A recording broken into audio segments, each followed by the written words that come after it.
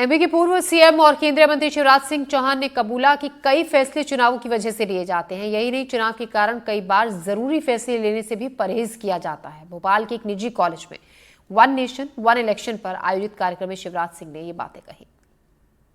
क्या नेता चुनावों की वजह से फैसले टालते हैं? क्या फैसलों पर वोट का सीधा असर होता है? क्या चुनाव के कारण वोट टिकाऊ फैसले लेने पड़ते हैं?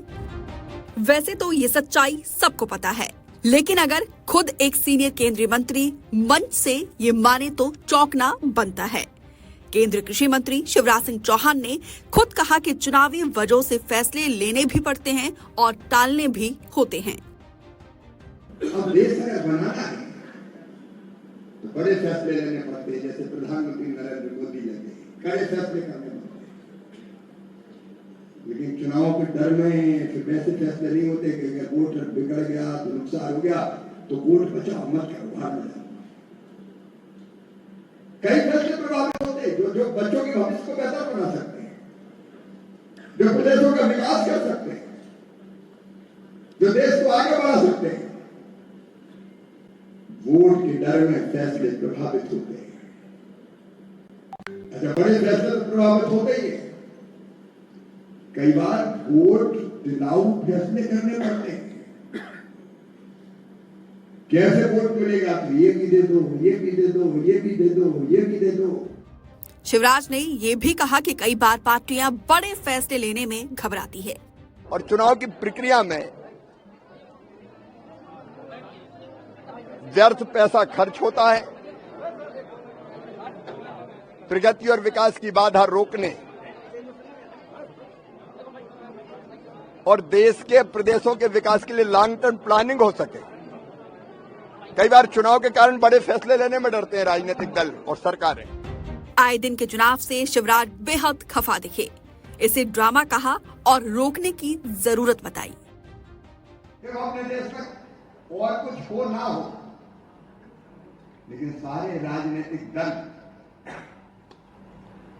5 साल 12 महीने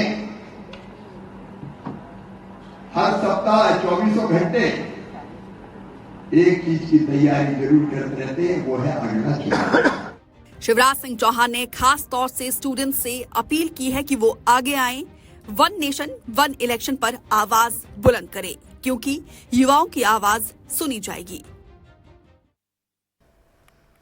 ग्वालियर में 20 से अधिक बच्चे और बच्चियों को 10वीं की परीक्षा से बेदखल कर दिया गया। कहा गया कि ये स्टूडेंट परीक्षा केंद्र पर देरी से पहुंचे। हालांकि बच्चों का ये कहना है कि वो समय से आ गए थे।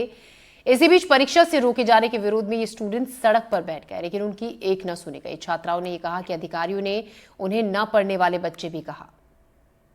पूरी परीक्षा एक साथ होगी और सड़क पर बैठे ये 20 से अधिक बच्चे दुखी और परेशान हैं, क्योंकि इनकी परीक्षा छूट गई।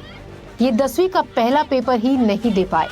अफसर संजीदा होने की जगह ये कहते हुए सुने गए कि ये पढ़ने वाले बच्चे नहीं हैं। एक तो परीक्षा छूट गई, ऊपर से इस तरह के शर्मनाक ताने। पहले इन बच्चियों को सुनिए। लोग कह रहे हैं कि अगर तुम लोग रोक कर बैठ गए तो पढ़ने वाले बच्चे नहीं है, धमकी दे रहे हो तो पढ़ने वाले बच्चे नहीं। अगर हम लोग रोड पे बैठ गए इसका मतलब ये थोड़ा है कि हम पढ़ने वाले बच्चे। आप कैसे कह सकते हो हम पढ़ने वाले बच्चे नहीं है? कैसे कर सकते हो आप? अगर हम रोड पे बैठ गए तो पढ़ने वाले बच्चे नहीं है। अगर सर हमें कुछ नहीं आता तो हम रोड पे क्यों बैठे? ये हम 8:22 पे आए थे, लोगों ने हमारे मुँह पे गेट बंद कर दिया। कह रहे हैं कि ना आपको जाने नहीं देंगे हम। यकीनन अधिकारियों ने अगर ऐसा बोला है तो ये टिप्पणी बहुत गंभीर है। बहरहाल ग्वालियर के सरकारी पदमा विद्यालय के सामने 10वीं के बच्चे परीक्षा देने का अपना हक मांग रहे हैं। इन्हें परीक्षा केंद्र में घुसने से रोक दिया गया। स्टूडेंट्स का कहना है कि वो समय पर परीक्षा देने पहुंच गए थे, बावजूद इसके उनके लेट होने की बात कही गई और नो एंट्री का फरमान आ गया। यहाँ पे आई थी अपनी बहन के साथ में पेपर देने के लिए। मेरी बहन अंदर चली गई, मैं गाड़ी टिकारी अंकल से बोला अंकल रुक जाओ। अंकल ने गेट लगा दिया मुंह पे, फिर भी उसके बावजूद